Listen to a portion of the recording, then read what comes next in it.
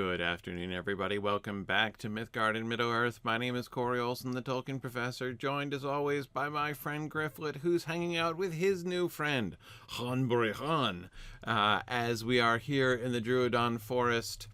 Well, continuing. I don't want to say completing. I completed the first round of quests last week, which was cool, and that's always the biggest one. But we will see what we get for second round of side quests here in the Drúadan Forest.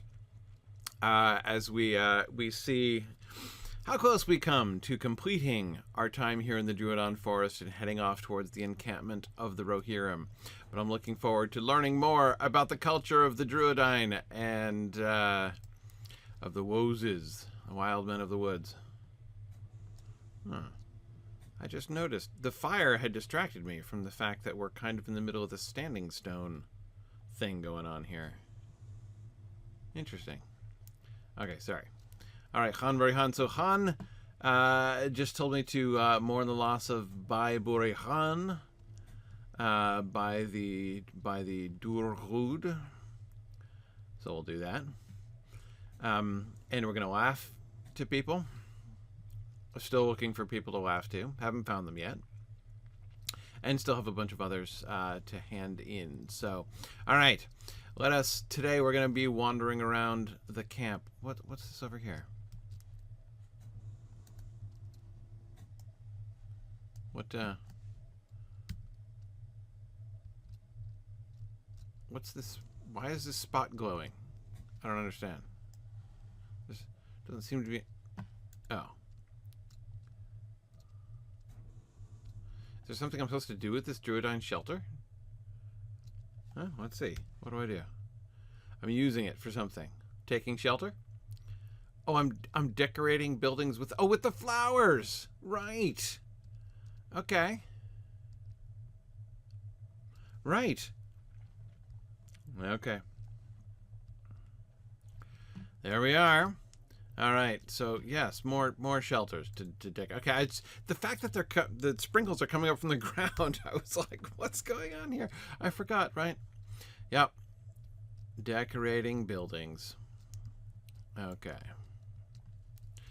And I guess these count as buildings. Awnings, I would have called them, but sure. No, I get it. All right. Ooh, can I decorate the big one in the back? Do I have enough flowers for this? No, probably don't. And these over here, nobody cares about these over here. Yeah. Sorry, you guys having a private conversation, and you definitely don't want your little, meeting, your little club lodges, lodge decorated. So, okay. All right, so we decorated some buildings. There we go. All right. Hi, Gatsby. Good to see ya. Welcome. We're wandering among the woses today. I'm toying with the question of whether I attempt to begin answering a lore question, or am I going to be too distracted? Also, there's the very good question of, do I remember how to get around this place? Because it's now been several weeks since I kind of began to get the sense of the layout. You guys want some flowers? They're very nice. Oh, yeah. I think the flowers have multiplied in my backpack since I picked them, which is great. Okay, I shall wander confidently about and try to pretend that I'll wander with confidence, pretending like I know exactly where I'm going. All right.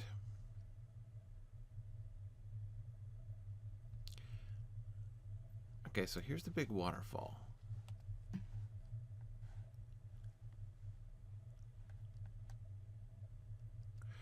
I'm trying to remember what the Durguth was exactly. What's thanking the Durguth? Okay, well, it's not here in any case. So, We'll keep going.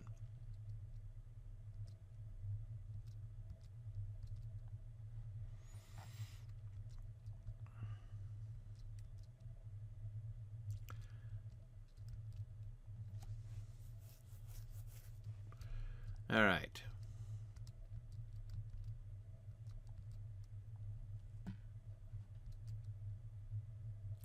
Let's see. Oh, okay. Not where I thought I was. Coming back into the main village soon. So I shouldn't give away my ignorance by predicting where I think I'm going to be about to be entering in. Ah, yes. By these standing stones. That's just what I expected. Why am I climbing upwards? Oh, hey, look. Oh, yes. Here's that other shelter I was looking for. I think I was deceived by that other droog. I think it was a practical droog joke. When he said that lots of the droogs would like to hear me laugh, because let me just tell you, the percentage of droogs who have expressed interest in hearing Hobbit laughter, it's very small.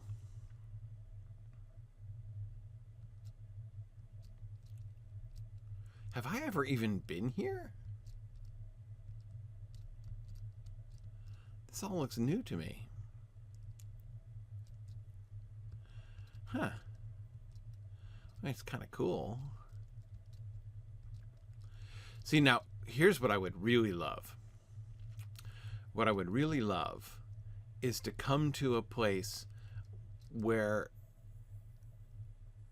it's the blood cloak. To find a place where the... where I can find standing stones like this with these designs that are new, right?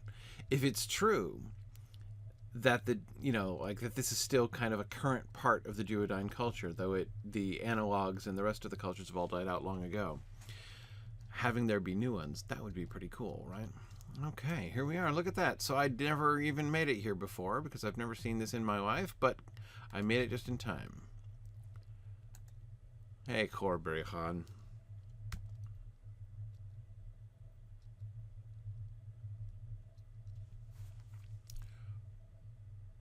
Many wild men buried at base of Bloodcloak. We remember them all. We remember Ghân-buri-Ghân.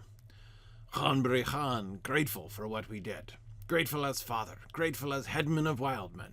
As headman, his command is clear. Wildmen will help horsemen. That's right. Right, excellent. Ghân-buri-Ghân will take you to horsemen. Go at once. Stonehouse folk not long stand against Gorgoon. Ooh, not yet then. Ghân-buri-Ghân. We'll come back to this. I'm not yet prepared. I've got lots of side quests I'm still working on here. But yeah. But the automated transport taking me by secret paths, that's fun, right? I like that. I love the way I love it when the LOTRO writers do this, because of course they're always very careful, they're always very scrupulous about they're not allowed to quote at great length from the text. So in places where, so you'll notice when we come to places in the story where there is like long dramatic dialogue from the books, that they're carefully paralleling that dialogue, but not, not actually quoting it at long length. But they try to make the connection pretty clear. Let's see. Is this the waterfall direction?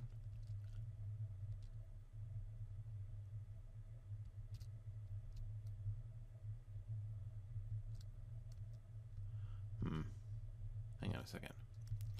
What's the other way? So I came up here and I went left.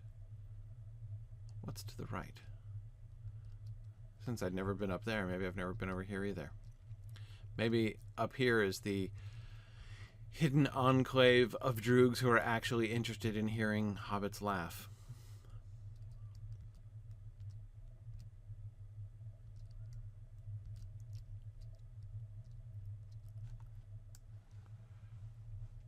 Okay. No, this is the way I just came. Okay. All right. That's cool.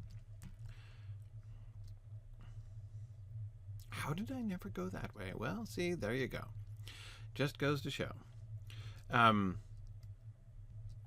Yeah, see, JJ, I believe that the laughter of droogs would be universally popular in Hobbiton, right?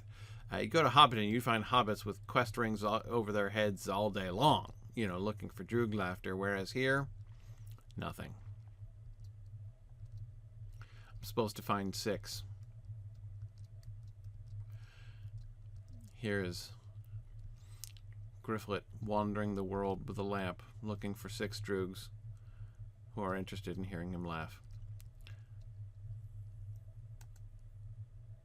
Oh, I'm supposed to repair drums? Wait, really? What's going on here? Percussive pursuit, yeah. So, I not only flayed the orcs, but I'm just going to put raw flayed orc skins that I've been carrying in my backpack on the drums. Okay. Fine, fine. I can have no objection to this.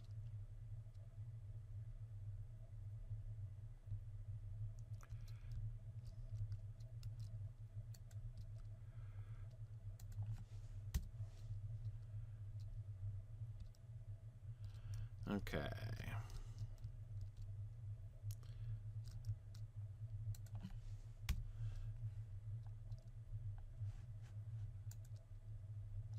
Right. I maybe we are imagining that, I don't know, got some help tanning and preparing the hides. I don't know. Okay, hey everybody, look, would you like to hear me laugh if I put flowers on your shelter? Hey, look at that, right? Pretty good, huh?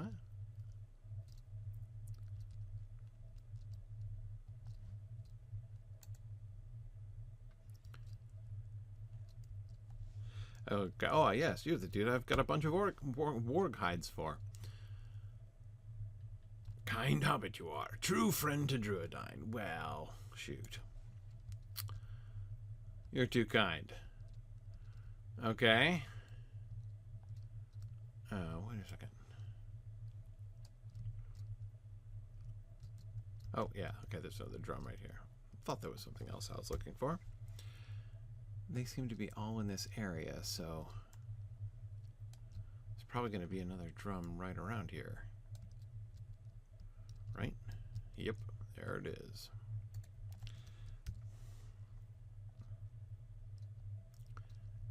Okay. I thought it was that same guy.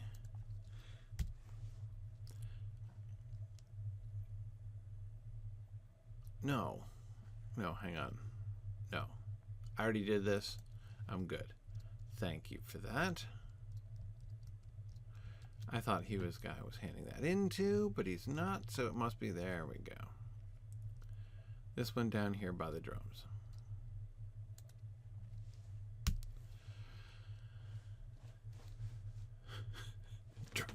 Village safer now. Drums sound fine. You a good hobbit. See, look, he laughed. I enjoyed it. Right? Like, come on now. All right, fine. So let's see. Where are we now with... Okay, Tower Drúadan.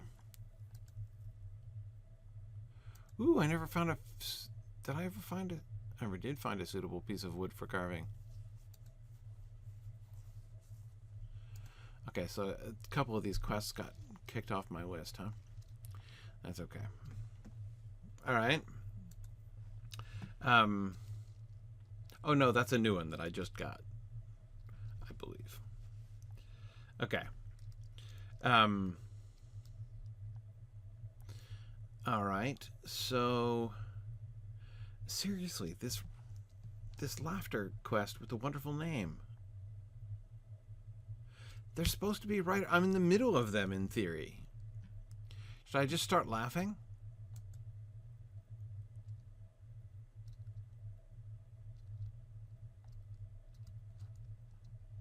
Okay, yeah. I guess that's what I do.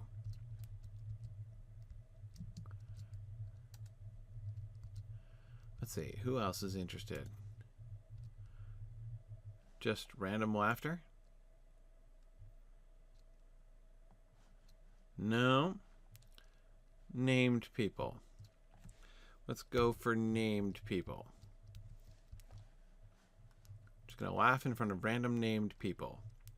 No. Okay. No, this is working. Okay, this is working.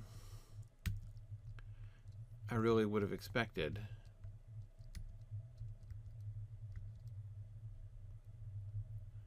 Really would have expected that they would have quest rings. How about provisioners? Do provisioners count?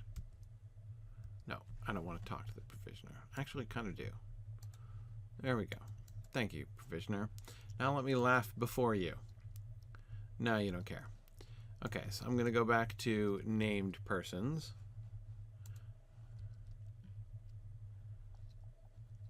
Yeah, this is going over like a house on fire.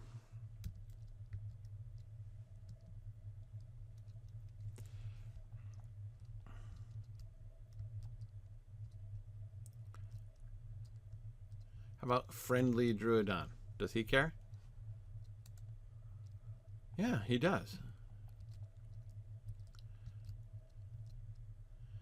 Okay, and Alkwani Dur. No, he doesn't count at all. How about Ghân-buri-Ghân, Buri-bum? Yes, they're all having rather dynamic reactions to my laughter.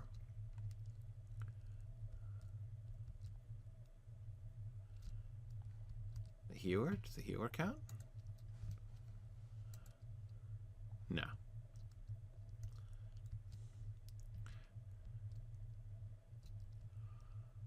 Aren't I close to the place where there was that waterfall?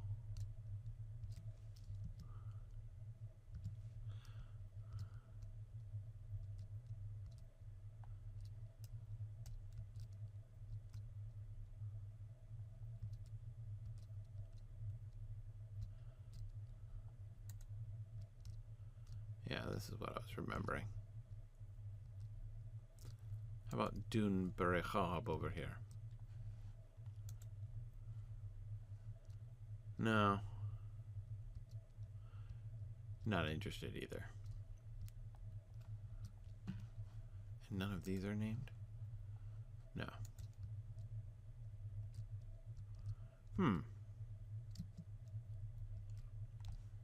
The map suggests it's quite close to here that I should be doing this. Yeah, the map suggests I am right on top of it.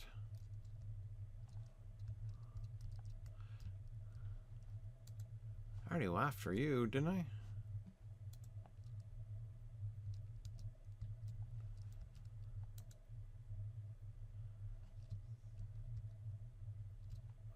Tough crowd. Tough crowd. Not you.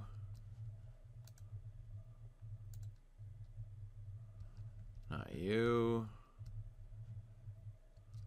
I already got the friendly one.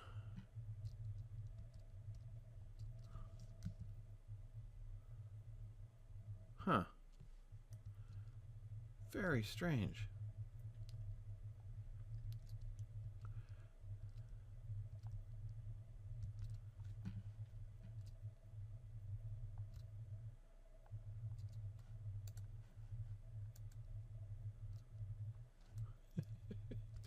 So somewhere around here is a droog that I have not yet laughed to, but in theory could. I already got friendly.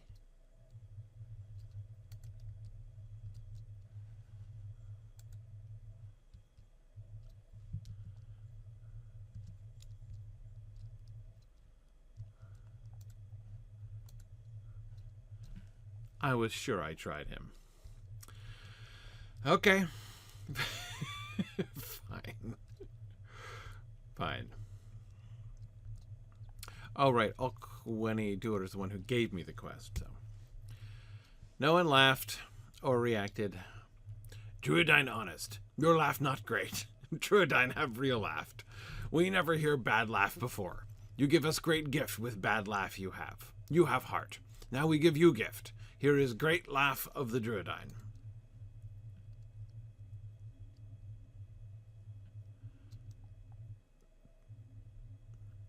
Oh man, could I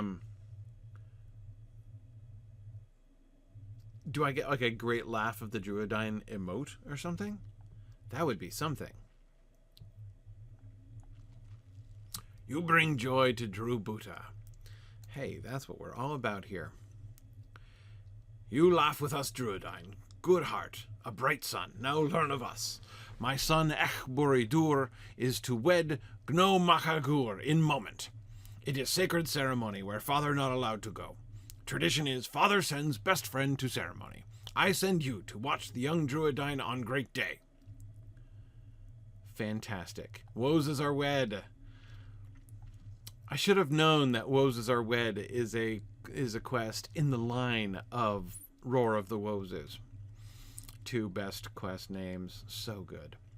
Okay. So I get to go to the wedding. And I do have my fishing pole. Don't I? Yes, I do.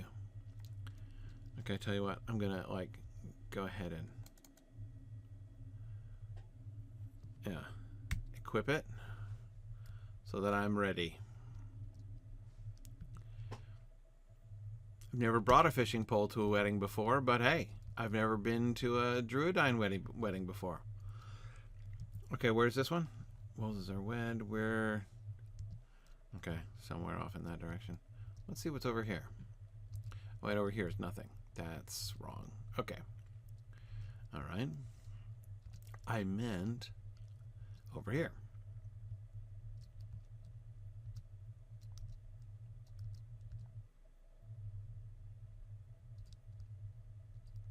Yeah, so, JJ, I've been trying to figure out what buri means from context here.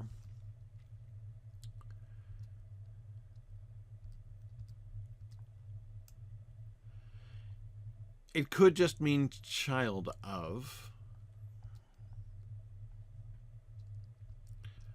I mean, that's sort of my presumption, you know.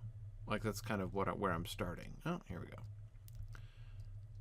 It's time for the wedding. All right, what a sweet couple.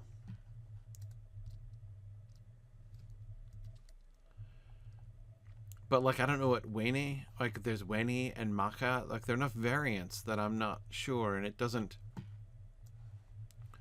yeah.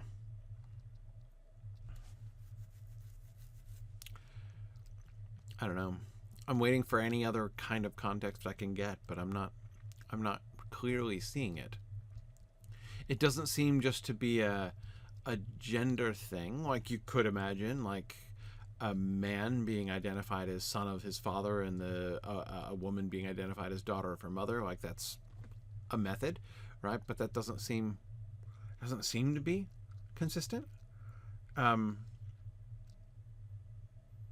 It could be a house family name, possibly. Like of the what? Like tribe of Buri or the tribe of Maka, conceivably. Okay, Ghân-buri-Ghân, my father send you, right? So he's Ghân-buri-Ghân, son of Ghân-buri-Ghân.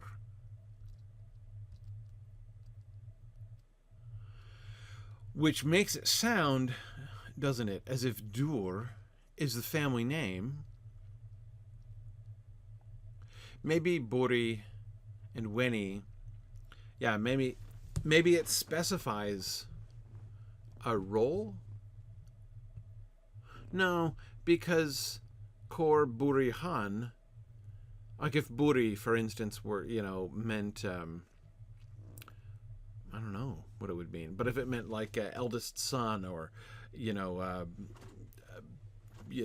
family patriarch or whatever, like, you know, something, or you know, like matriarch or second daughter, or you know what I mean? Like it could mean something like that to kind of indicate your status.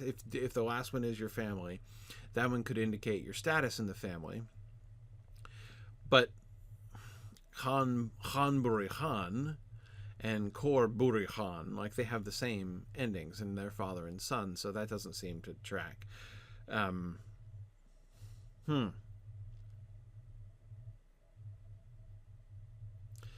Okay. Ok and Ek. So the son is Ek and the father is Ok. That's a similarity, but yeah, we do have very little data.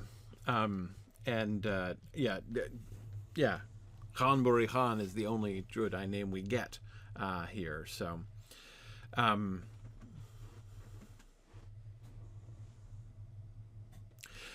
Buri could mean, you know, like of clan Dur, something like that. But then what does Maka and Weni mean? Like, why wouldn't they all? I was kind of thinking along those lines, in part, before I started seeing all these other, you know, middle names.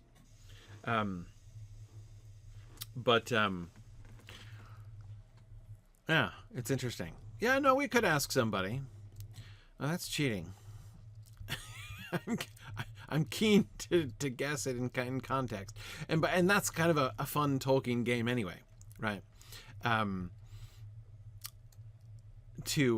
Tolkien loves doing that. He loves, like, teaching you things about language just by presenting them to you and enabling you to figure them out. You know, like the joke that Boromir isn't making a joke. He's not conscious that he's making a joke, but that wonderful joke of Boromir's when they're arguing about whether to go into Moria or not, when he says the name of Moria is black. That's funny, right? That's a joke. That's great. You know, and you get the joke once you put together Moria, Black Pit, Mordor, Blackland, right? All that sort of thing. Okay.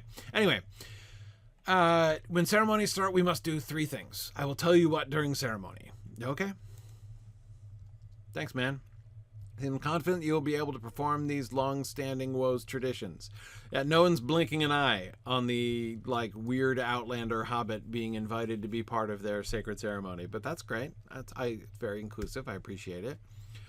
Gno Makahor, through hand gestures, motions that she is very glad to have you here in Drúbada today. Great. Okay, pick up a smooth pebble. All right.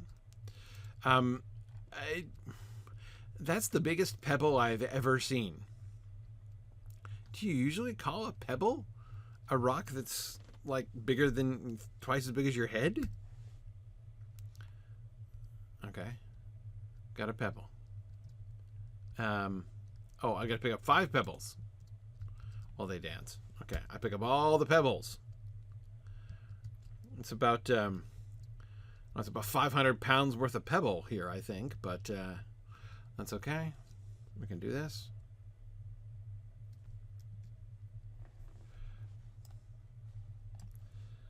All right. Final pebble. Catch a fish worthy of the union. All right. Should be able to do that. I'm a little rusty, but don't I have that? Where's my fishing action? Didn't I? Don't still have that? Thought I had that somewhere. Hang on. So where's my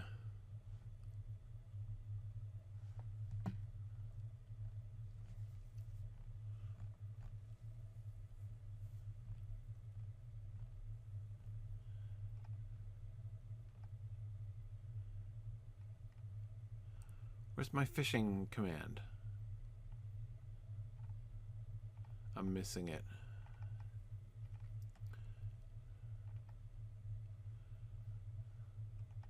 I could set off fireworks. Would they like that? Huh.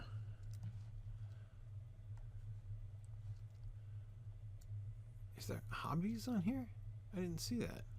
Mounted skills, skirmish skills, travel skills. Okay, now it's under hobbies. Let's go to hobbies on here. Okay. Oh, it's in character? Really? Oh, right, hobbies. Okay. There it is. Okay. You know, it does make me wonder. What else were they planning for hobbies? I mean, there's that whole window, right? I mean, like, look at this thing. They clearly had plans for dozens of hobbies. And we never got any of them. I wonder what they would have been. I've always been a little bit surprised they never came back to that. But okay, anyway, here we are. Fishing.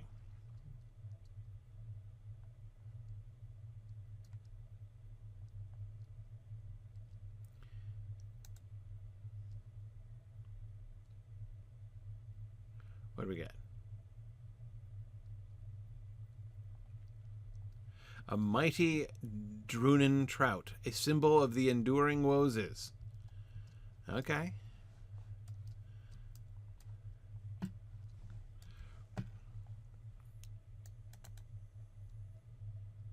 I should be able to re-equip my weapons now.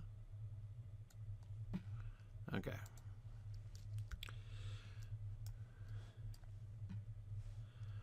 I think I caught a good fish there. All right. And then I have to tickle the goat, obviously. Which goat? Oh, that goat. Oh, he's tastefully behind a screen. Hi, Mr. Goat. We don't really know each other very well, but I'm going to tickle you here, if that's okay. How is that, Gno-makahur? You congratulate Gno-makahur. Gno-makahur uses hand gestures to express her joy to you and the bright future that will surely come to the woses. We are now wed, a couple until the last sun sets below the mountains. You congratulate Ghân-buri-Ghân. Kindness in you stretches the valley. The stones you hold are the great stories of the Druidine, past and future. The fish you catch is the one that lives in the quick current of life. Or I guess used to. The goat you tickle is funny. Marriage should have laughing, as should ceremony. Okay. Yes. Yes, I do feel honored.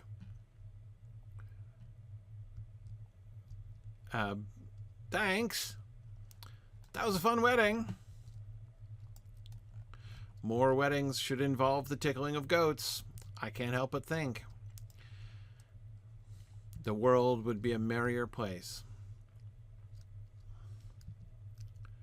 However, the world isn't going to be a merrier place if I go in the complete wrong direction. Okay.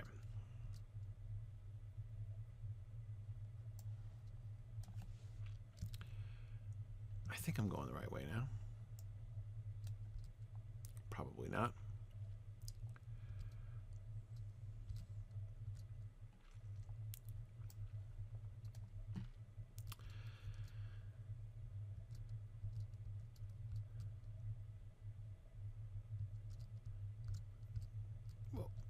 Okay. Back across the river. Alright, now which ones are we up to here? Remove the corrupted vines from the Pukelmen statues, but that's far off, isn't it? Yeah, out in those other spots. Speak with Bregdal, yeah. I'll probably save that. Defeat wood trolls near the Pukelmen statues, right? That'll be convenient to combine. And then the suitable piece of wood for carving. Okay. So this is the last thing I need to do here in the camp, I believe.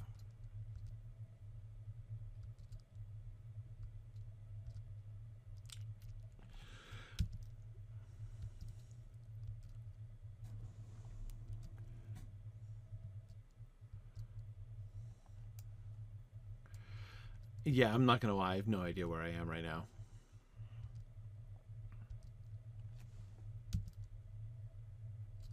Except this is wrong. So wrong. I've completely lost it. I think there's some kind of psychotropic effect that tickling goats might have that make me wholly lose my bearings. But I can't rule it out, as indeed I believe that was the first time Gryfflet has ever tickled a goat, and so I really have no empirical framework within which to compare that. Okay, Ochwenidur.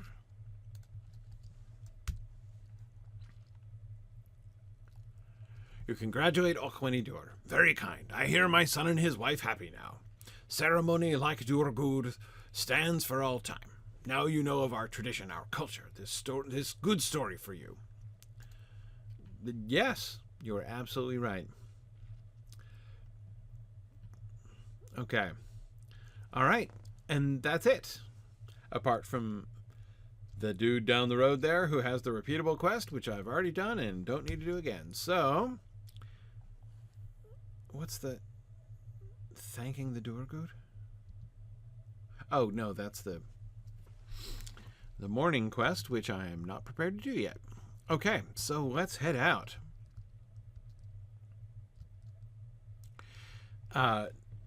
He says confidently, as if he has any idea how to head out. Maybe this is a way. Is this a way out? I think this is the way out. All right. Off we go then. Off we go. Back into the woods. Which means now it's definitely time for another war question. Okay.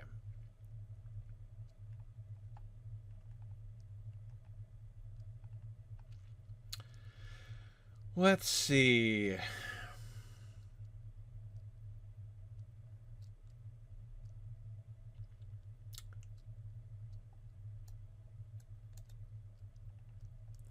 Got a bunch of Bill Stickers questions.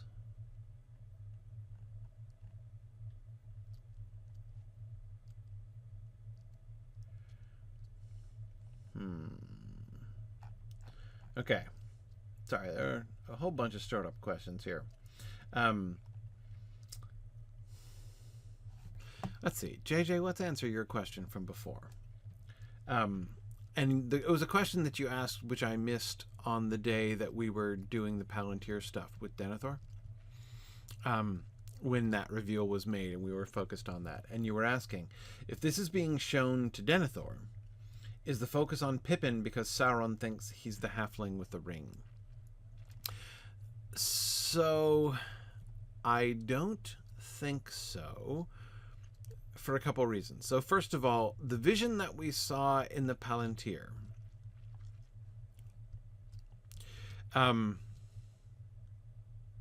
okay.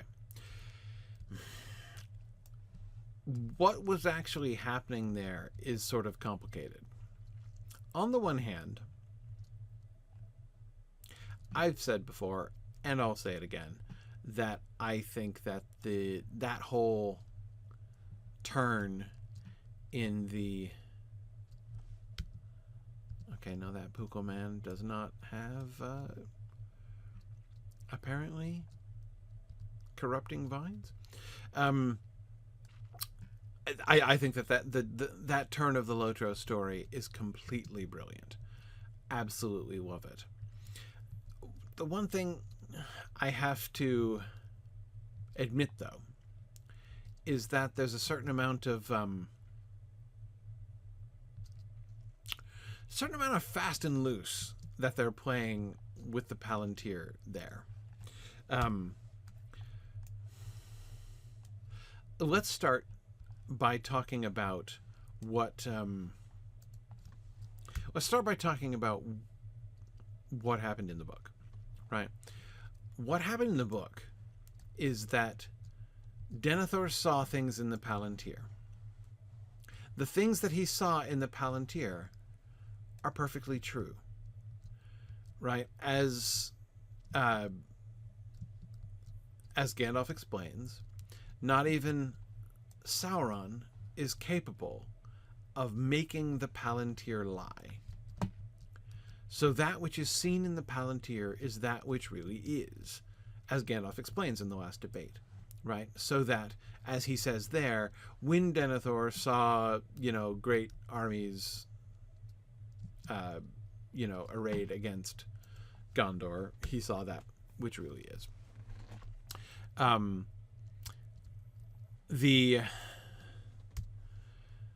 There are other things. One of the things that I think is, was really brilliant that they did, and other Tolkien scholars such as Mike Drout have suggested this before, is that when in the book Denethor is described as going up to the tower and looking into the Palantir, if you look at the Tale of Years, that is on the day that, on that date, at the same time that Denethor is going up to his tower to look into the Palantir, after Faramir's wounding, Frodo is a prisoner in the Tower of Cirith Ungol. And so the idea that one of the things that Denethor saw was Frodo captured, and that therefore he believes, this is one of the things that he is talking about. That when Denethor says to Gandalf, "Your hope is but ignorance," he is not only talking about, he's not only saying you have an inaccurate assessment of the military strength of Sauron, but that he's also saying, I know that you sent this hobbit to I know that you sent this hobbit to take the ring into Mordor because you thought that would do some good, right? He's already caught the hobbit, and since he's caught the hobbit, then it's over, right? It's over. I think I can probably give this a shot. This probably won't work. The terrain in here is pretty bad. But anyway, so that's a very viable. It's a very viable idea. He didn't count for my quest, does he? No, just my Gurthos Slayer deed. Where are the ones I'm supposed to slay? The corrupted wood one.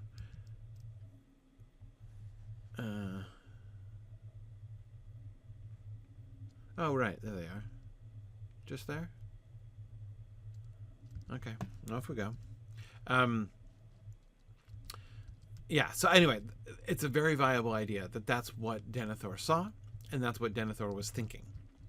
But again, notice the trend here. The principle, as Gandalf explains it, is that the Palantir itself cannot make the viewer see false visions, and nobody can make it do so. Man, the terrain here is horrible. All these roots and such.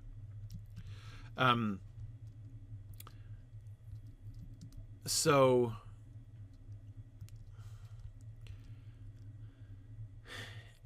if then the idea, what I'm getting around to is, although I love that quest line, I love that whole thing that they did, the mechanic that they imply is quite impossible. It is a significant violation of how the Palantir work according to Tolkien's description, to imply that Denethor is capable of making the Palantir show something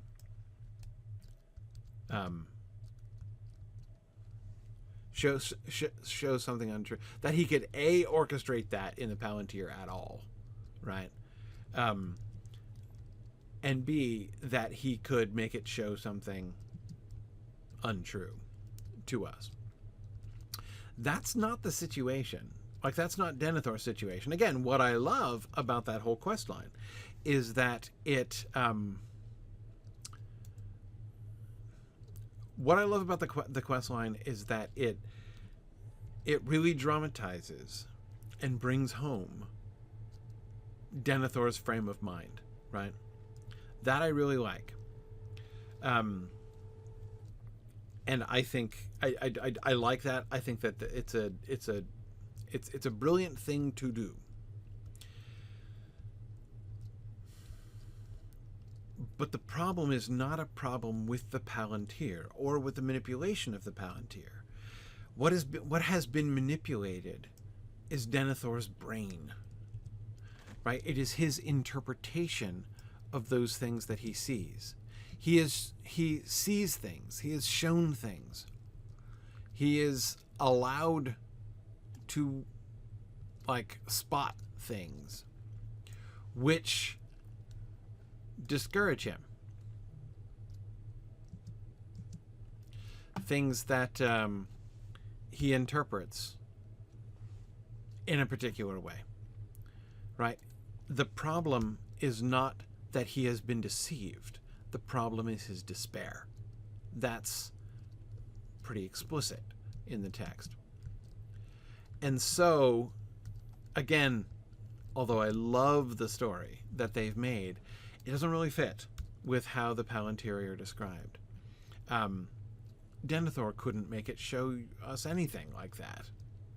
And certainly not something that isn't real. Not something that doesn't actually happen. So, you know, that is what it is. I can put up with it. Like, I'm not going to get all up in arms about it. I think that it's, as I say, I think it's totally brilliant.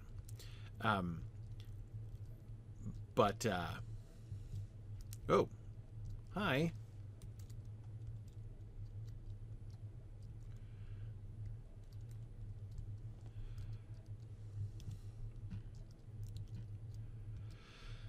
So, yeah, so technically, so I've not exactly answered your question, JJ, because I don't think it's, but okay, actually, hang on a second. Let me kind of play the game here. Disregarding the fact of everything I just said, right? Disregarding the fact that, it's not possible for anybody, you know, to show things like that, right? To, like, you can't orchestrate a Farian drama through a Palantir, right? Again, I guess that's not how it works. But again, if we grant that impossibility for a moment,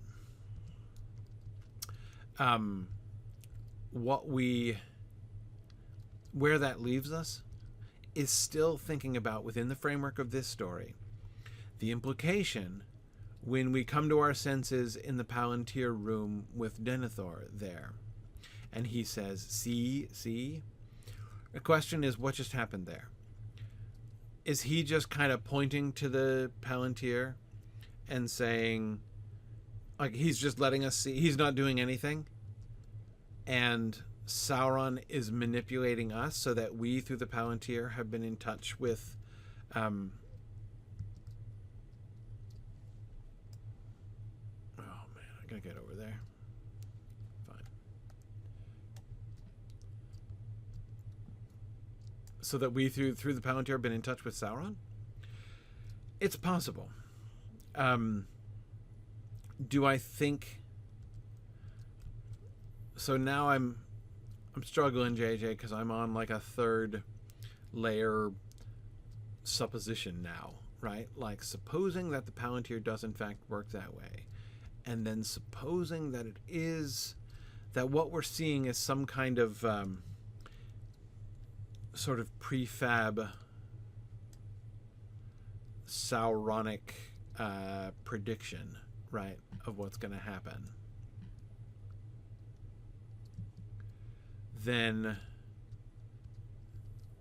would the prevalence of Pippin in the narrative then, under those circumstances, be a reflection of Sauron's kind of fixation on Pippin? And I think my final answer on that is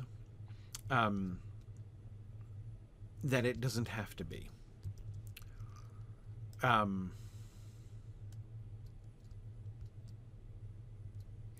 I think that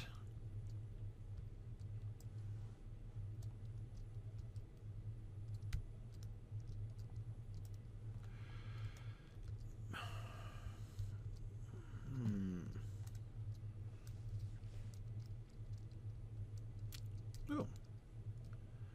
Hi there to the both of you.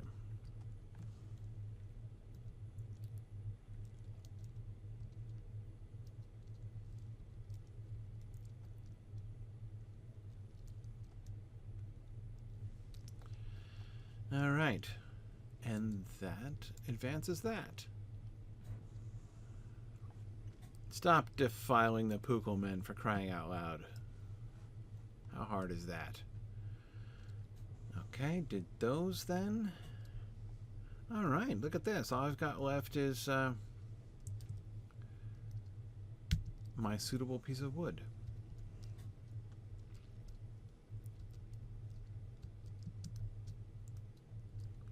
But for that, I have to get back into.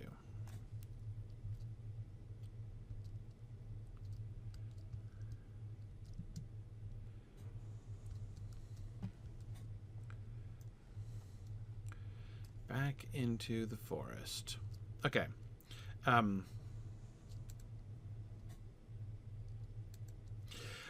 Right. Phil, that's my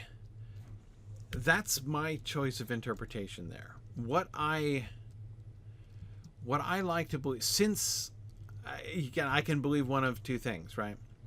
I can either believe that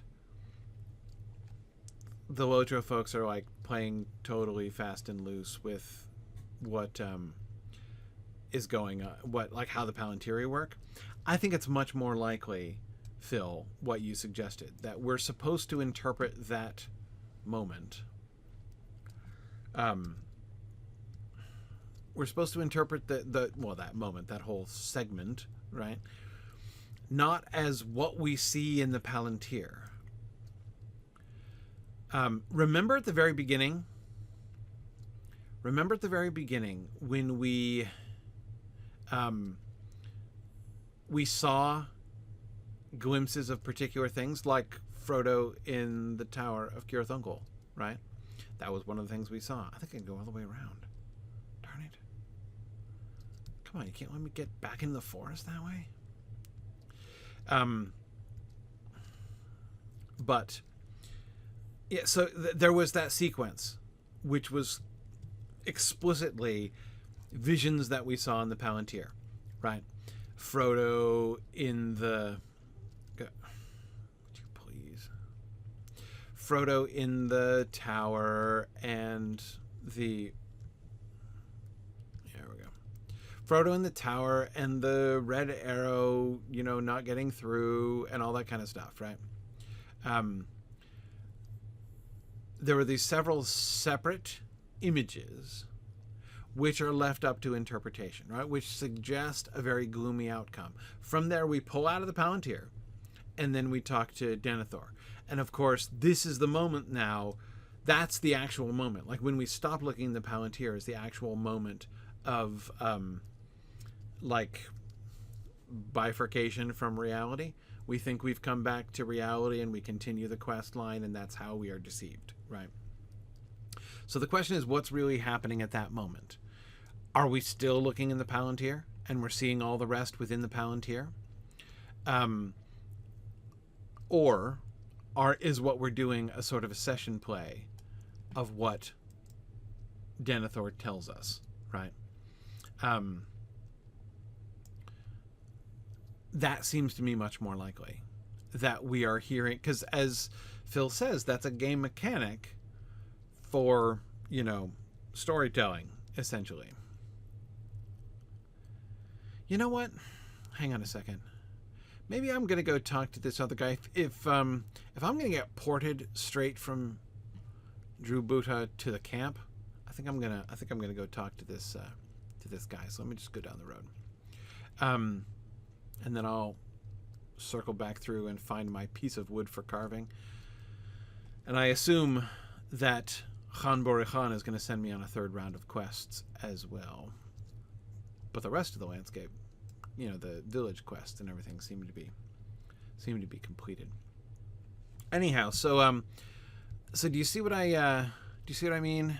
I agree with Phil that it wasn't explicitly a session play, right?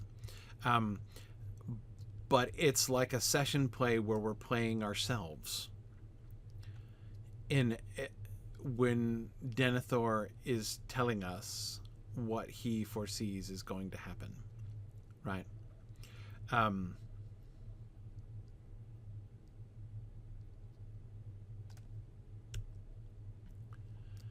I haven't done these quests.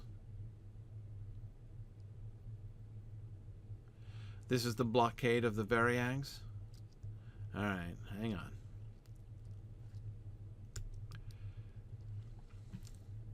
Yeah, I've never been down the actual road. I've wandered all through here. I came up to Emondine from, like, you know, from the woods. Okay, all right, hang on. Let's do this thing.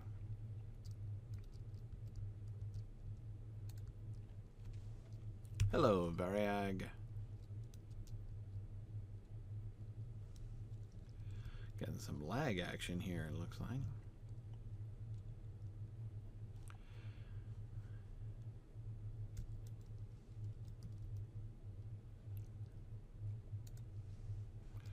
All right, hang on. I'll get the quest here. Variags block the road leading through Tower Druidine. The Rohirrim can no longer continue their journey to Minas Tirith while the road is blocked. These variags should be dealt with quickly. Okay.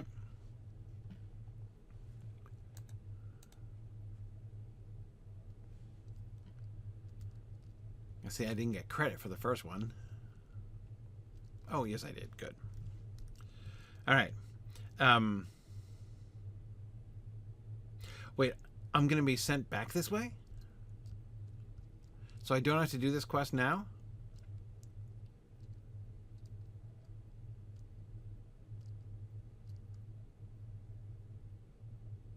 So I should ignore these dudes and go through?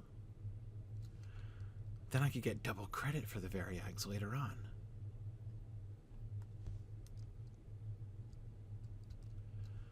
Huh. Confusing.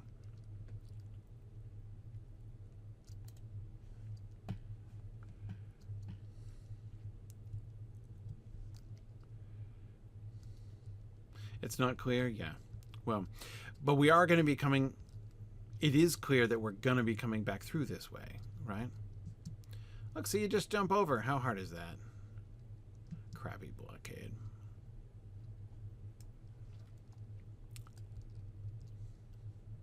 Oh, look. I'm here. Apparently.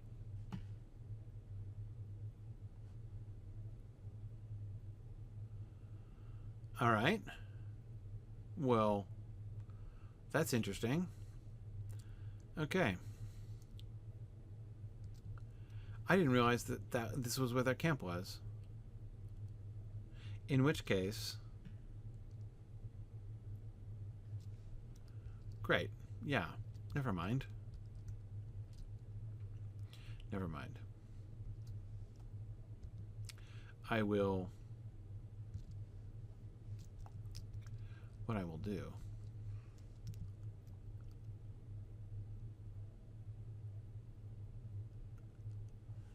I don't even know how to get there. So, let's go south. Can we do that?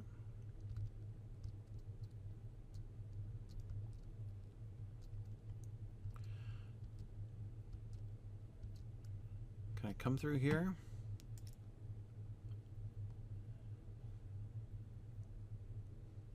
Right, so clearly I can complete a rider's errand after I get ported over there. That's not a problem. So where am I now? Okay, there's a path here. This definitely looks like a Druidine path. So that's good. I wasn't expecting a highway down to where I'm going.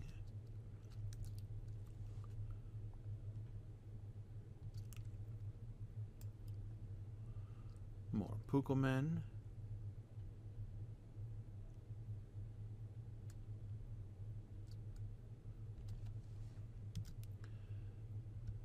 Okay. Yeah, so anyway, I like the session play theory. It is more consistent with the, the function of the Palantir, of the Palantiri as Tolkien described, with all of the footnotes and caveats that I mentioned last time about that.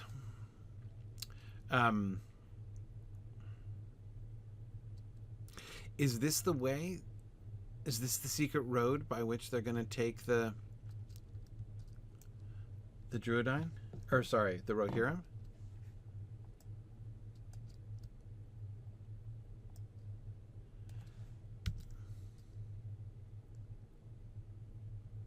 Or are they just going to take them up by Nardal and the quarry and around that way? I think that's the way. But alright, this is clearly this is a little Drúadan highway over here. Oh, hang on. Who's this? Oh, no, I don't need to redo the spider quest. Thank you. Okay. Hey, we're headed down. I'm going to keep following this convenient road, which is leading me right down towards the wood carving spot and presumably down towards Drúbada there afterwards. So I think this is so much easier than I'd expected. Okay. So, right, now, JJ, you had said, can we completely discount the possibility that Sauron is performing an elaborate play with Minas Morgul as Minas Tirith Set and with his minions playing the parts of the various defenders, and allowing us to see that through the Palantir, right? And with somebody cast as us. No. Oh, we absolutely cannot rule that out in any way. I think it's extremely likely that Sauron has this whole pantomime, this high production value pantomime stage set up. Yeah, no, that seems in fact probable, really. Yeah, absolutely. I think I'm approaching the wood carving spot. Oh, yes, I am.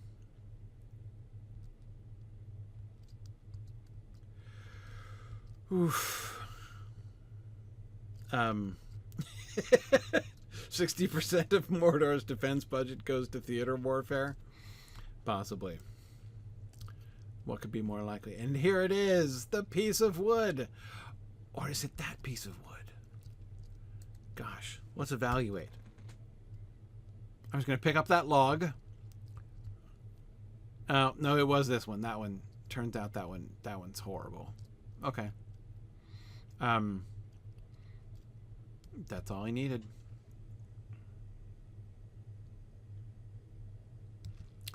Okay. Back to town.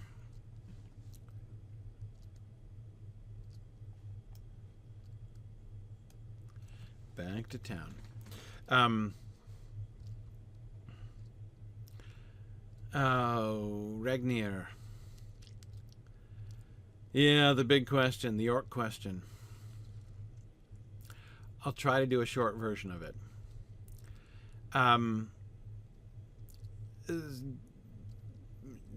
No and yes. I'll give you the Elvish answer, Regnir.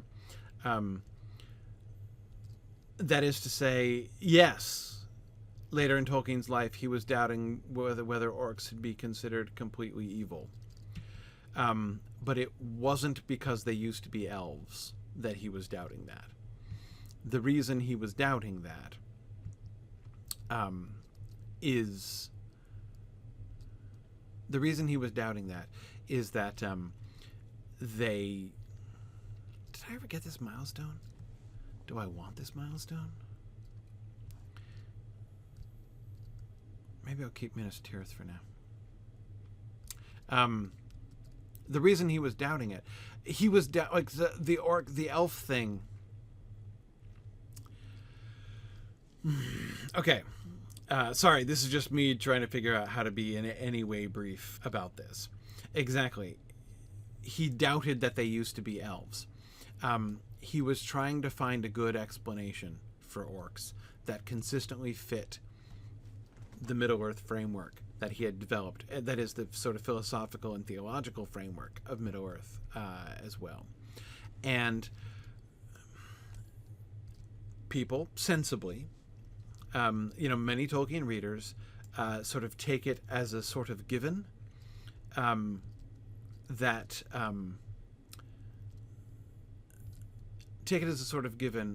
Tolkien, that like orcs come from elves, like that's the sort of canonical answer to the question of the orc origin question. It is not. It's in the published Silmarillion. But Christopher, when he was editing the published Silmarillion, chose from among, like, Tolkien had a whole bunch of ideas about where orcs came from. That was one of them. That's the one that Christopher chose to put in the book. He could have chosen others to put in the book.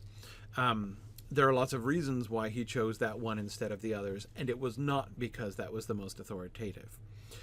It was because the stories that he wrote where he mentioned it were most full, whereas the other things were more kind of disjointed speculations, which would have required Christopher to compose more text to include them. So there were lots and lots of reasons for that, and his weighing of the different possibilities of orc origins was his way of trying to fit them in, trying to explain them. Hang on a second. Nope. Oh, get different wood. Should have gone for the other log. Darn it. No, that's not what I want. Okay, no problem.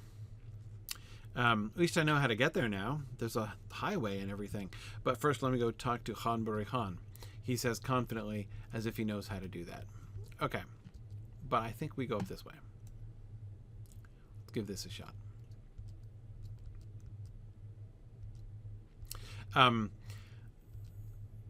The core problem, the core issue, here is the dilemma that Tolkien was wrestling with on the orc question. When he invented orcs, when he first started telling orc stories,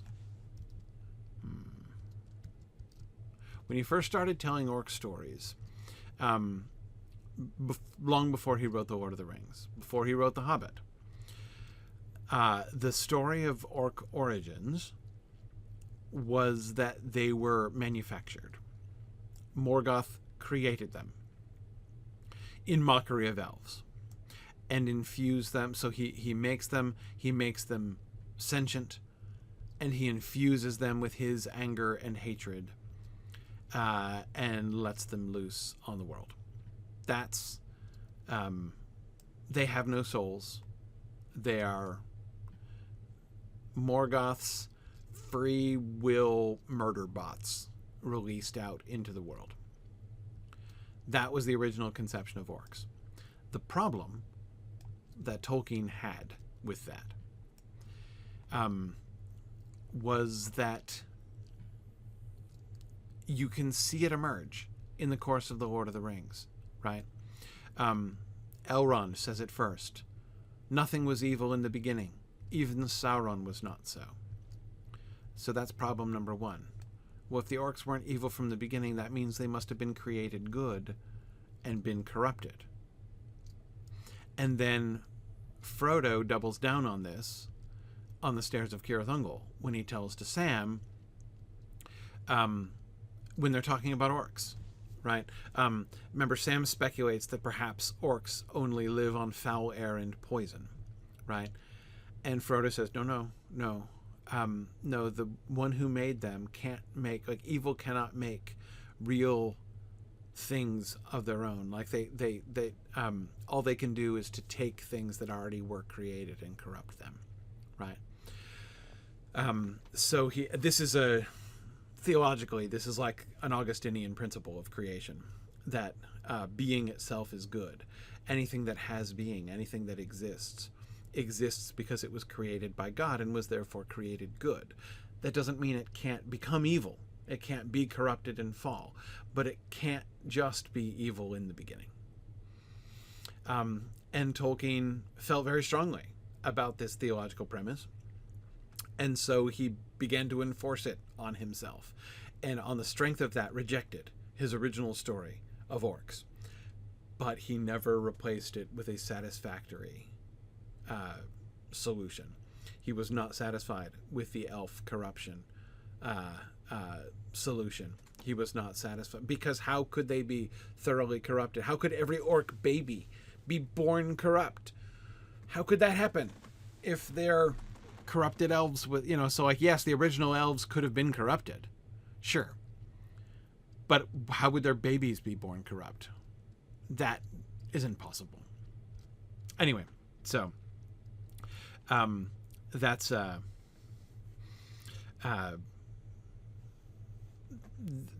that's the origin of the orc problem, which Tolkien did not solve in his lifetime. I do not think the elf origin one. I totally understand why Christopher chose that. It's the one that fits best. It's the one that works best in the narrative and under the editorial principles that he was working with in making the Silmarillion. I think that it works great in the story that he has, that he put, but I don't think, as far as just like ideas and solutions, I don't think that that's the best solution for the orc problem at all. Of the ideas that Tolkien had, my favorite is probably the beast one. That is, that orcs were originally animals, which were then infused with evil spirits, which is kind of what dragons are, basically. And then, but like, there's still some hand waving there. Like, well, then how could they reproduce and make offspring that are not animals, right? There's a little bit of hand waving that has to be done there. But there's no perfect solution. But of the imperfect solutions, that one is my favorite imperfect solution, I think. But anyway, it's complicated. Very complicated. And there's a lot more that can be said about it, of course. But yeah. Okay. Okwo Kurio, thank you. I'm glad the Pukul men are grateful. Druidine, thank you. Forest is now safer. It really is. Tears of rain, yet another Drúadan missing. Tears of rain, yeah, okay. First by Buri-Ghân, who die by foul-cursed orc. Now Ruth Pulo Drat. Pulo, now we get another one. You help find Ruth Pulo Drat. He know much of Drúadan beliefs and ancient rituals. Okay, search for the missing woes. I love the fact that he's completely missing, but his location is pinpointed on my map. Not that I'm not grateful. I don't want to search the whole forest, tree by tree to find him, but there's just a little bit of intrinsic comedy involved in that. One cannot help but think. Okay. That's it? Isn't somebody going to send me hunting for those named nameless things? I keep waiting for that. Maybe the missing woes will hook me up with that. All right, all I got is the missing woes and the other. My second attempt at and there's Uxa, all kinds of middle names. We've just got 2 more new ones. So there are at least 5 words that get used in the middle of names? Okay. Maybe they're holding the missing woes captive.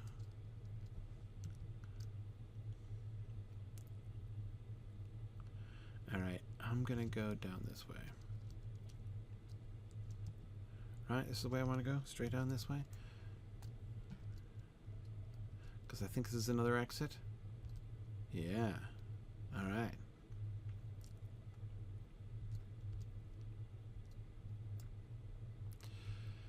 So, yes. So, Regnir, yes, the question you're raising there, it is one of the most classic Tolkien questions of all time. Not, one of the most famous modern Tolkien fan questions, such as the, I'm not talking, it's not a Balrog wing kind of question. It's a very real, like you've put your finger on the problem that Tolkien himself sensed and never satisfactorily answered. Yeah. Let's see. Do I have any headcanon about what happened to Middle Earth, say 2,000 years after the Lord of the Rings? So Tolkien insists that what happened in Middle Earth after 2,000 years after the Lord of the Rings is like what happened in our world about 3,000 years ago or so. Basically, I mean, it's the same world. It's supposed to be our world. Tolkien never let that go, and so yeah, our recorded history is what is supposed to happen. Now, I will say, Tolkien does not go very. Oh, here we go. Hang on. Look at this. Arriving at the last known location of the woes, Rúth Pulodrat, you see footprints. Okay. It's time for me to use my cunning trekking skills.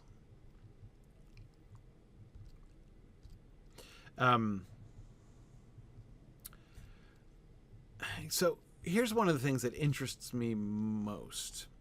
I'm not a huge fan. Well, I have to be careful. I was going to say, I'm not a huge fan of Tolkien's, his literary conceit. The concept, the conception that Middle-earth is our world. I would have advised him to let that go. I really would have. It was, fun back in the old days, by which I mean, like the Book of Lost Tales and stuff like that. Oh, hey there, man. You find Rúth Pulodrat unharmed, but he runs off before you get a chance to speak with him. Hey, dude, I'm looking for you. I'm gonna follow you, okay? Uh-oh. Hey.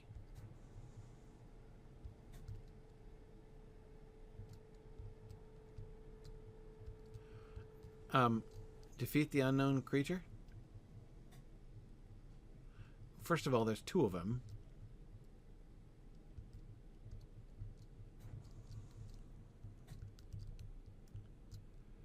But, okay, I'll defeat them both.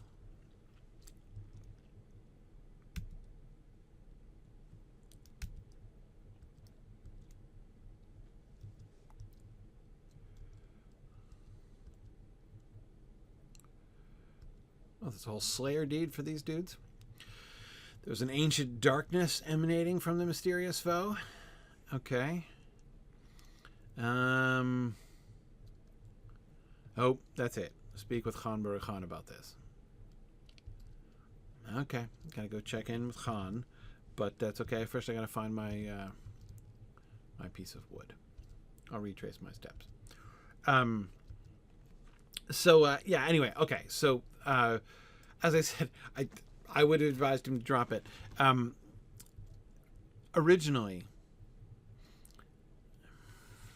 Tolkien's original conception was that he was telling the stories of... Am I on a different set of roads? Or is it going to wind around?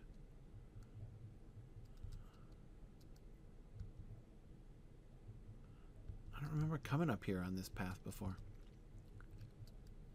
But maybe I just don't yet know all the secret ways. Okay, we're winding around sharply to the right. That's what I was hoping for.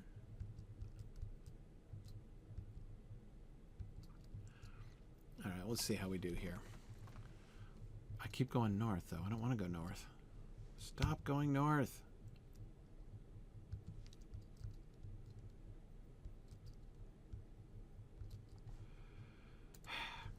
Hang on, let me war steed.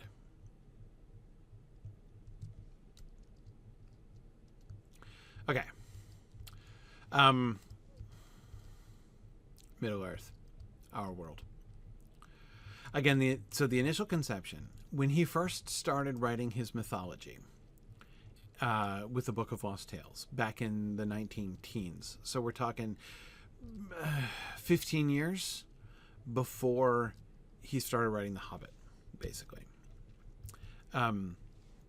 When, in those times, what the story was meant to be, they were myths of explanation. And specifically, they were myths of explanation about Britain, about the British Isles themselves. So he was explaining, for instance, like the tug of war between Ossé and Ulmo is how Ireland gets pulled away from the coast of Britain, right? So, that's the kind of myth he was telling in those days. All right, this time I'm not going to be such a fool and take the first piece of what I find, nor this other one lying randomly in the path. No, I'm going to take the one that's closest to the Pukul Man.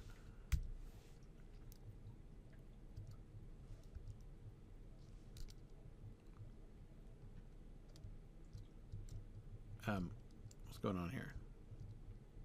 There we go.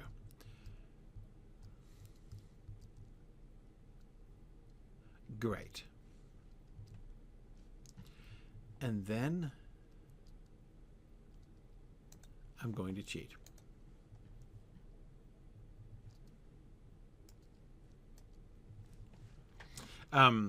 Okay.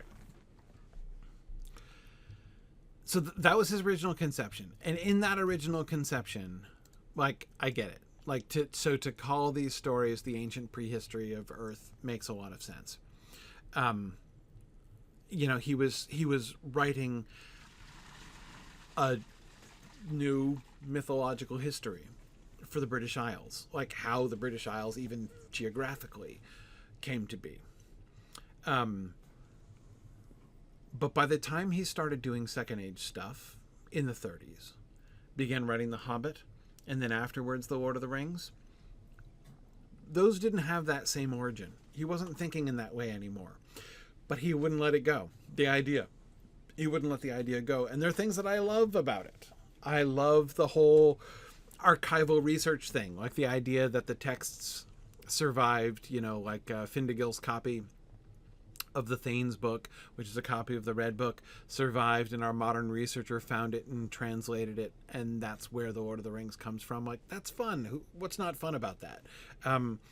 But when I have to try to think through, like, okay, so looking at the map, this world is our world. How is this world our world? How does this world become our world? With the map that we're familiar with, right? How, culturally speaking, are like what the ancient Egyptians and Phoenicians and whatever, like, how do we get from Gondor to the Fertile Crescent? Like, I don't, he doesn't give me anything to go on, right? When it comes to that. So all I am left doing is just kind of vaguely waving my hands at the idea. Like, so apparently that's the prehistory of our world. How do we get from there to here? I can't answer that. I don't know. Because he seemed to me pretty half-hearted. Tolkien seems to me pretty half-hearted in making that connection. Like, he was really good at making stories and connections like that. He could have done more if he'd wanted to, but he never really did. He wanted the idea, but he didn't want it. That was not a story he was interested in telling, right? He wasn't really interested in, creating the historical through line, which he was in the earlier days.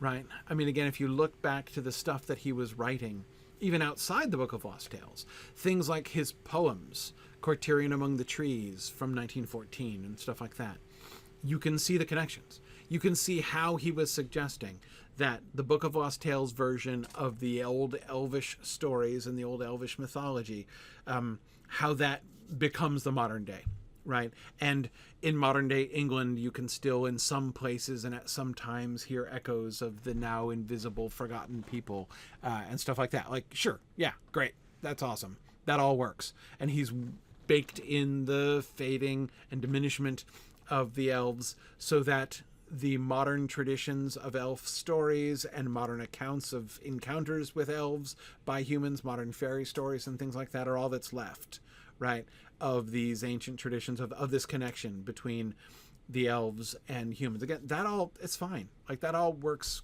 great with it. That's when he was really invested in that thing. That's what led him to be invested in that story. He was fascinated by fairy stories and even by the sort of sense of magic and wonder and mystery that he found in places in the English countryside, like in Warwick, where he was at that point. Sure. But then once we finish The Lord of the Rings and we have his Third Age history of, Middle Earth and the projected history of the Dominion of Men under the kingship of Elessar and everything after that, and we're supposed to get from there somehow to Mesopotamia or something. Like, he never even vaguely suggests how that connection is supposed to be made. Anyway, so although he never in any way rescinded that idea of the connection, of the identity between Middle-earth and our world, and indeed reiterated it many times in his later life, it is clear that it was still his conception. This is going to sound worse than I mean it. It was a kind of a lazy connection, in the sense that he did not create any kind of historical bridge between theirs and ours. There's just this, like, that's the ancient history, and then it becomes recorded history, and there's no remnant of that or connection to that, and we don't, So anyway, somehow we've never found the ruins of Minas Tirith. That's exactly it. So I'm not saying no stories could be made, that no explanation could be formed that could fit the situation. I'm just saying that Tolkien never even attempted to do that, so far as I have ever seen. Anyway, all right. Ghân-buri-Ghân, sorry to keep you waiting. You described to Ghân-buri-Ghân the strange creature that frightened Rúd Pulodrat and attacked you. You describe Dagon. They not from Drúadan Forest. Recently come here from unknown. Around same time wood troll returned to shadow. Okay. Dagon, now threat too when they attack you and Rúd Pulodrat.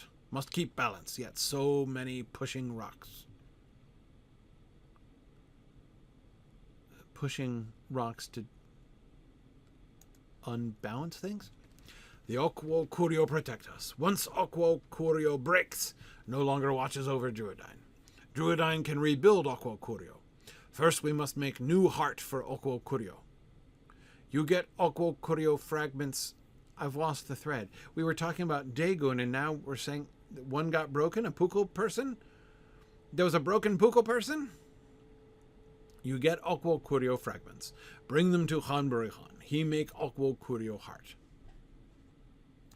Okay. Is it just me? Did I feel like I feel like there was one step in that narrative that we skipped. There are these new invaders of ancient evil that have come to the forest right at the same time that the hearts of the wood trolls turn to evil. There was a warding Pukul man that was broken, which enabled them to come in. We need to restore him. Like, okay, that's all right.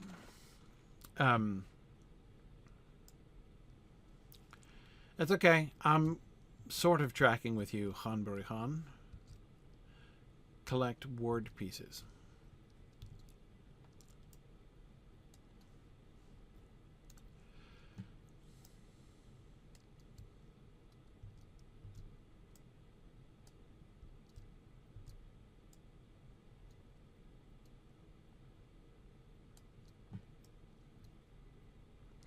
All right.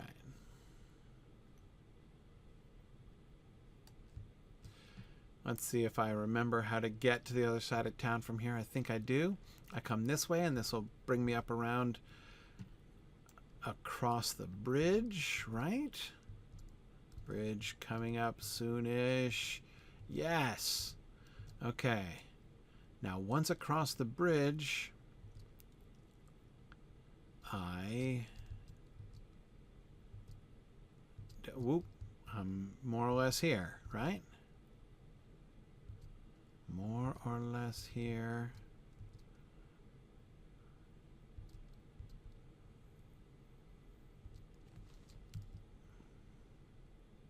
No.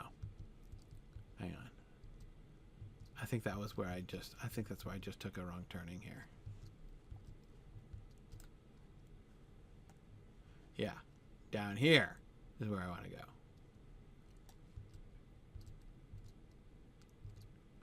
Right? I think. Yes. Okay. Okay. All right, great. Okay, let's see. I bet you're going to love this log, Kurpulaskal. This log, totally different from the other one. I agree. The other one was completely unsuitable. I don't know what I was thinking, but here. Listen, this wood is you. Hear the story within. I carve you. Come back soon. Okay. All right. Excellent. I knew you would like that one. Whoa. Look at you. You're in a whirl of whittling. It's a whittling whirl. Okay, Kurpulaskal. I'm looking forward to that. Okay, so I've got the ward pieces and to come back in 35 seconds. Maybe I'll wait. Maybe I'll wait. Yeah. Wow, we're really on a roll here today, talking about like some of the biggest conceptual things that are like most unsatisfying and unresolved in Tolkien's conception of Middle Earth. Yeah.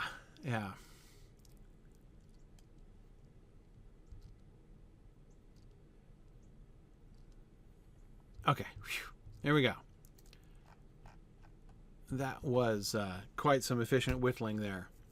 Carving done. Look, a gift for you. Part of your story. The Woes holds up a miniature wooden figurine that shares a remarkable likeness to yourself. Okay. Figurine of a burglar, I suppose, is what I want. What does it do?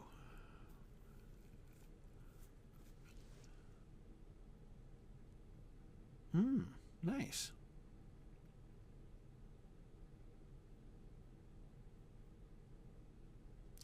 That's very nice. Of course, I still need to disable my XP here for a bit, but that's all right. Okay. Thank you, Kurpulaskal. And I believe that brings to completion all of my non-Ghân-buri-Ghân quests. And so I am now, what am I doing? Finding ancient wards. That's what I'm doing. I am finding ancient wards. And that's all I'm doing. Hey, maybe we'll get to finish that.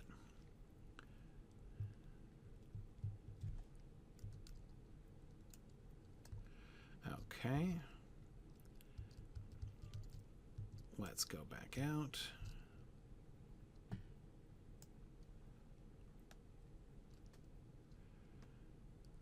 This is a War Steed maneuverability challenge.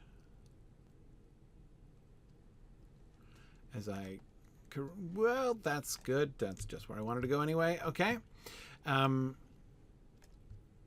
So this way.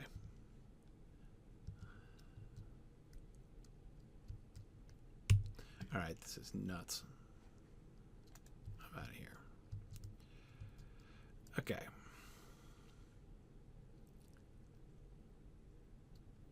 So, yeah, I think I'm going to find my first ward piece up here.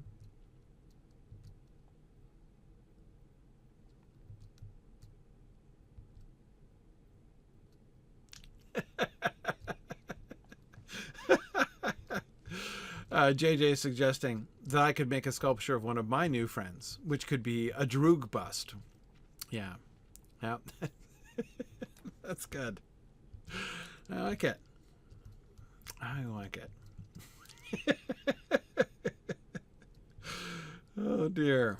Oh, no, Regnir, you're not derailing me at all. Or, I mean, no more than I'm always... That's what I'm here for. I am here to be Look, no one is going to watch my game streams in order to learn from my masterful gameplay. Like, that's not the purpose. I'm here for the exploration of the story and discussion of the story. Discussion and some analysis as we go through and find interesting story elements. I'm here to answer lore questions. And I'm here to gameplay a burglar so poorly that I only just recently discovered that I've been backstabbing with the wrong skill for like years, for instance. So yeah, that's what we're for. So yeah, it's more like the gameplay is a distraction from, you know, talking about Tolkien lore. So, boy, these roots. Oh, good, there is a path. Look at that. Found another path. I was hoping that perhaps these ward pieces might be near paths.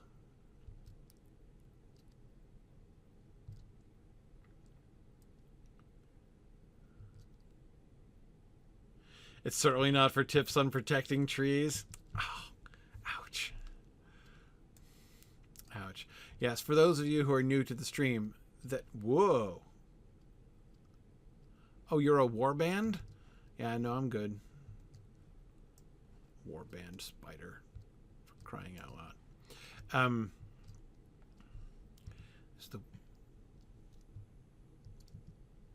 Okay, so I do need to go down there. Though I'll never get back, so that's okay. Yeah, sorry for those of you who are who have not been following this stream since 2016. They're all teasing me about the fact that I let the walking tree die in Gryfflet's first ever protection quest. It was a complete failure, and we're supposed to protect the walking tree in the North Farthing, and the walking tree totally died. My first oh,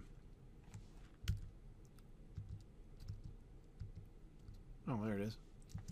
My first alt was a guardian, and although I had played a couple other things before, I'd never played a burglar, and so I've been from the beginning basically kind of playing the burglar as a sort of mini guardian, essentially.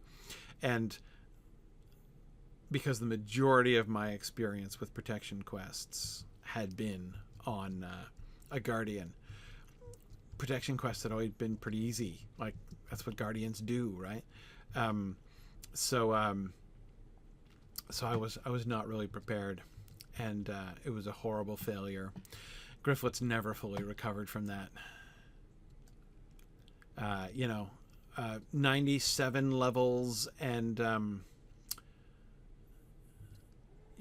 7 years of real-time progress, and it will never to be forgotten.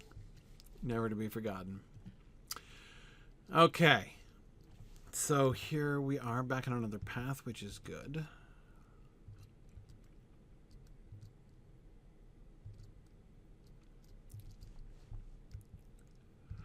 Though I'm getting this sinking feeling that none of these are going to be on the path. Which means, since this one is up to the right of the path and I'm entering a ravine, I think perhaps I need to go up around this way. If I can go up around this way. Which I can't. Brilliant. Oh, come on! Don't you hate it when the slope is like there's like only one tiny point in the slope you can get up, and you just can't find that one point. Okay.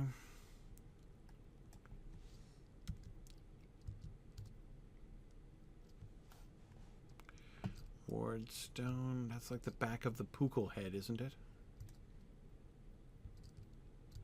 Oh, maybe it's not up here after all.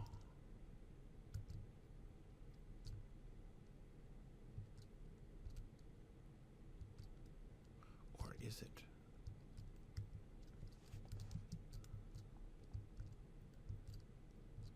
Am I on top of a Pukul man? No, but I'm pretty close. Oh, there it is. Yeah, you know, right next to where I would have been if I just stayed on the path. Fine. What is that? A rock with other rocks set in the leaves? Or are those like mushrooms? Oh, those are rocks. Looks kind of weird. All right.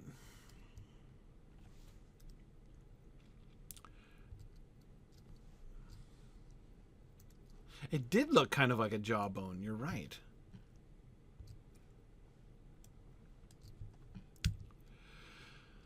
Okay. This way?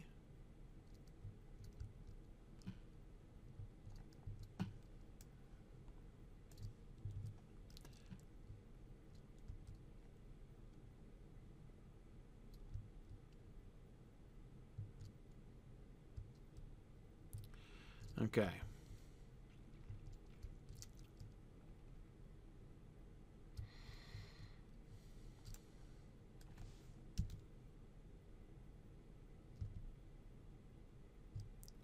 I got a little turnaround there.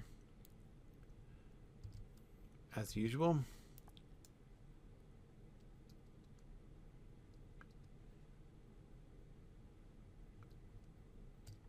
Let's see, where's the ward piece? I must be getting close.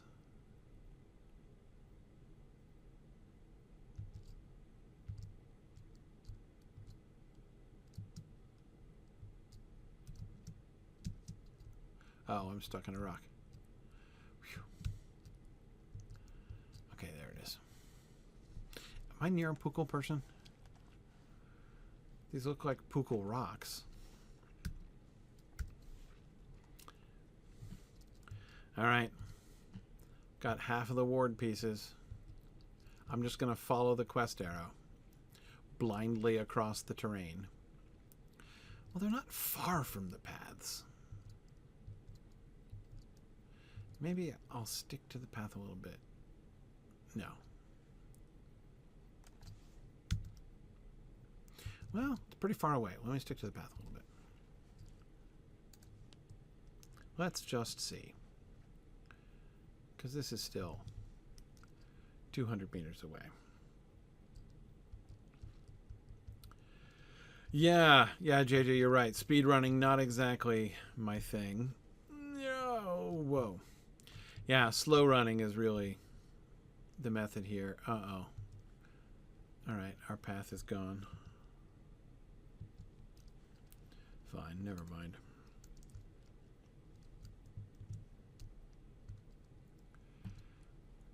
Oh, good grief. Oh, the terrain. Never mind. Going back to the road. I'm not going straight across this way. What a misleading little path. Look at this. I mean, this is clearly a branch of this path which goes tantalizingly right in the direction of the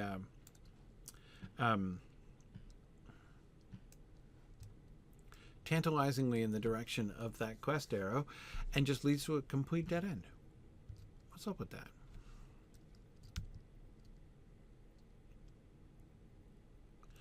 Okay, I think what I need to do here is go back to the main road, because this will take me back to the main road, past rejected carving sticks, and then I think there's another path.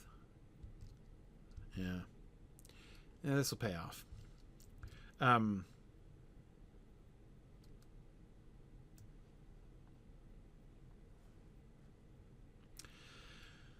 Are there any movie changes I prefer from the book?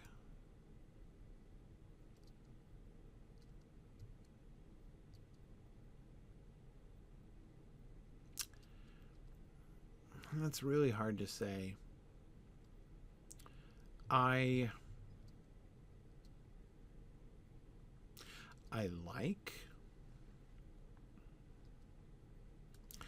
like the whole Gollum, the way that they dramatize the Gollum like self-exorcism bit. That's really fun. They're on the one hand kind of emphasizing a motif that is in the book, but they really take it a good deal further than the book, but in ways that I think are kind of constructive. Oh, darn it. Wasn't there another route up? I was sure there was. So I came down here, and then I came back over here, and then I was like, I will turn left at the first road, and then it took me in a completely different direction, and I ended up right up over there along that path. And remember, I was like, I don't want to go this way, but now I do. Darn it. So I guess I'll just come back this way, take a left on the path I just came out of, and see how that works out. Because that's what happened last time. Okay. Yeah.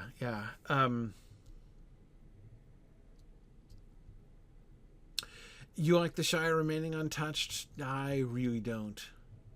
I really don't. It's actually...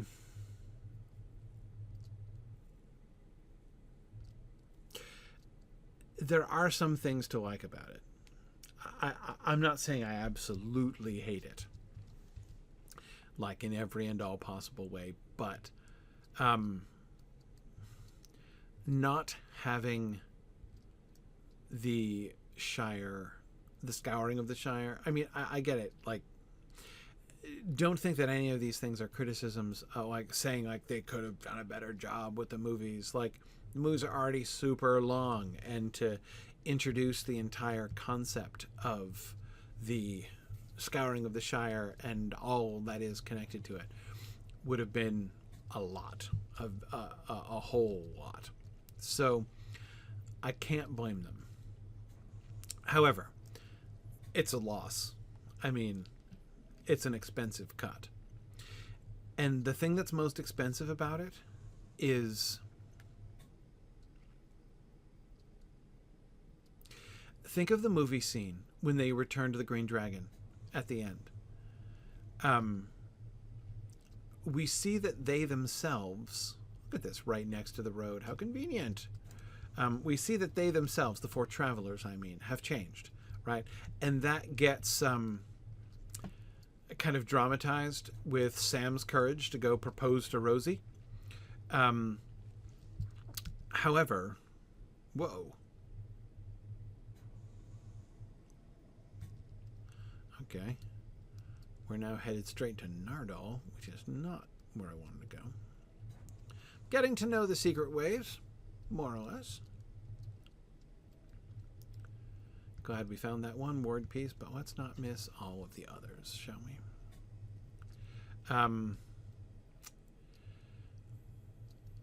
But the moment right before, in the film, in the moment right before Sam proposes to Rosie, I find it really depressing, really sad. Like, the four of them are sitting there. Everyone else is having fun, right? The whole room is uproarious around them, like it used to be. It's a deliberate contrast with the scene in the Fellowship of the Ring when they're all there, and Merry and Pippin are standing on the table and singing, and the Green Dragon song, and they're the life of the party. All that, that whole scene, when they are like an uproarious centerpiece of the uproarious Green Dragon pub scene. And in direct contrast to that, when they return home, they don't fit in anymore. The four of them are at a table by themselves. Everybody else is being uproarious. We don't get any clear sense that they're being like shunned or something like that. But they've changed, and the Shire hasn't changed around them. And now they no longer They no longer fit in. And that works in some really powerful ways. I mean, that speaks, for instance, to the experience that many, soldiers have found when they go to war and return home, and find that they have changed and their home has not. That they, like to tip the cap to that very real and very somber reality, which helps to contribute to, very high rate of veteran suicide and stuff like that. Like it's, I'm not saying it's like, it's untrue to life what they're depicting, but that's very far from the dynamic of, oh, hey, I can just whoosh, right? I can whoosh. I'm done. Yes, I am. Anyhow, it's as I say, there is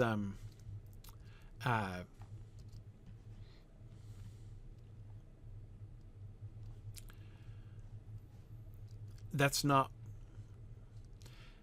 that they come back changed and are themselves the agents of change in the Shire is a hugely important deal.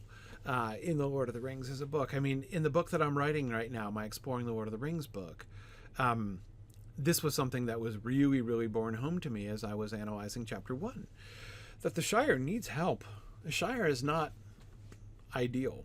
It's not paradise at the beginning. It needs restoration. It needs refreshment. And they'll bring it to them. It will happen at the end. The Shire is going to become, it needs to be renewed. But the Shire is in decline at the beginning of the book. And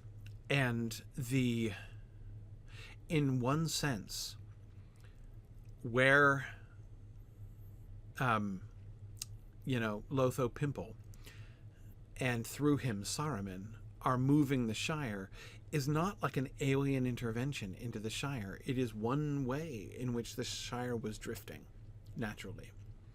And that is headed off, right? And a renewal, in fact, happens at the end of The Lord of the Rings. Now, again, I can't blame the films for not doing that. Instead, they take the Shire as a almost idealized static point, right? It's the starting point. It's the ending point. It is what has been preserved. It's what you sacrificed in order to save, and now it has been saved. And Sam's domestic happiness at the end of the story then becomes the kind of symbol of that continuing on into the next generation, right? So again, it works really well. Too many moving parts in the film would be bad for film storytelling, right?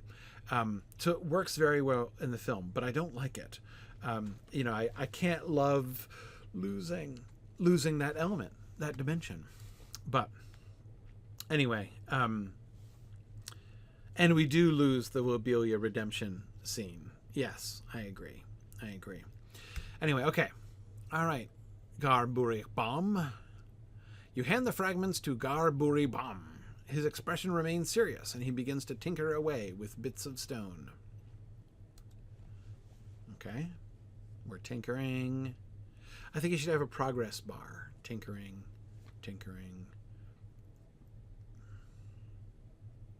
Oops, I'm sorry, Druid's Fire, I'm late. It seems the Ghân-buri-Ghân has finished working with the Pukelman statue fragments you gave him. Okay. A mysterious object of intricate stonework. You are not sure how anyone creates something so detailed out of stone so quickly, especially from 6 fragments larger than my person. Okay. All right, so this should be... What is he kicking? I hope it's not me. Back slowly away from Ghân-buri-Ghân. All right, so next time, when we return, we shall bring the wards to Ghân-buri-Ghân, which should either be the conclusion or lead to the conclusion. I presume we're going to have to place it somewhere. So we'll do the finale, what I believe to be the finale, of the Woes quests, and then we will head off to the camp of the Rohirrim and begin that segment of this map. So the northwestern section of this map, and Nardal and Nardal Quarry, presumably, we'll get some stuff to do over there. All right, excellent. So making some serious progress here in Tower Drúadan. Thanks everybody for joining me today. I believe that I will be here next week as well. Then things are going to start getting interesting.